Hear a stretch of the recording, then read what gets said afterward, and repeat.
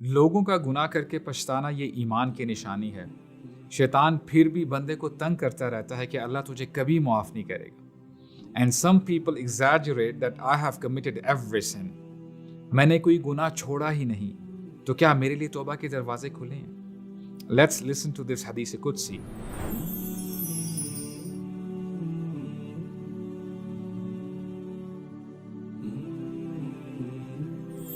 اللہ تعالیٰ فرماتے ہیں، یا بنا آدم، اے آدم کی اولاد، انک ما دعوتنی ورجوتنی غفرت لک ولا ابالی۔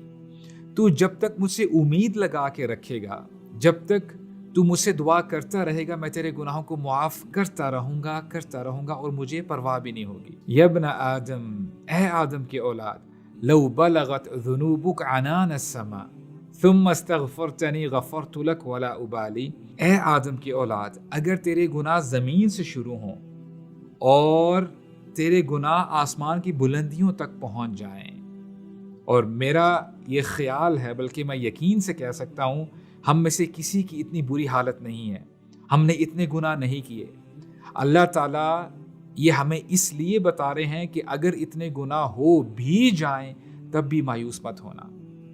اے آدم کی اولاد، اگر تیرے گناہ زمین سے شروع ہوں اور آسمان کی بلندیوں تک پہنچ جائیں، پھر تو اپنا ہاتھ اٹھائے، مجھ سے دعا کرے، اپنی جھولی پھیلائے، یا اللہ I have wronged myself، میں نے اپنے اوپر ظلم کیا ہے، یا اللہ پلیز forgive me، اے اللہ مجھے معاف کر دے، اے اللہ میرا آپ کے علاوہ کوئی بھی نہیں، اے اللہ آپ ہی میرے ولی ہیں، آپ ہی میرے پروٹیکٹر ہیں، آپ ہی مجھے بچا سکتے ہیں۔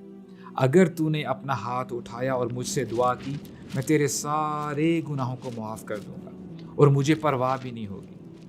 اللہ تعالیٰ کی بادشاہت میں کہاں کمی ہوگی اگر اللہ تعالیٰ ہمیں معاف کر دیں گے؟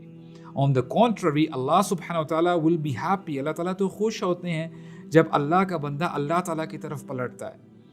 اور اسی حدیث میں اللہ تعالیٰ پھر فرماتے ہیں، یا ابن آدم لو اتیتنی بقراب الارض خطایا ثم لقیتنی لا تشرک بی شیئا لاتیتک بقرابها مغفرہ۔ اے آدم کی اولاد، if you were to come to me with the earth filled with sins، I will bring forgiveness that matches it۔ میں اتنی ہی مغفرت لے کے آؤں گا تیرے پاس، لیکن ایک کنڈیشن ہے، لا تشرک بی شیئا، مجھ سے کبھی شرک مت کرنا۔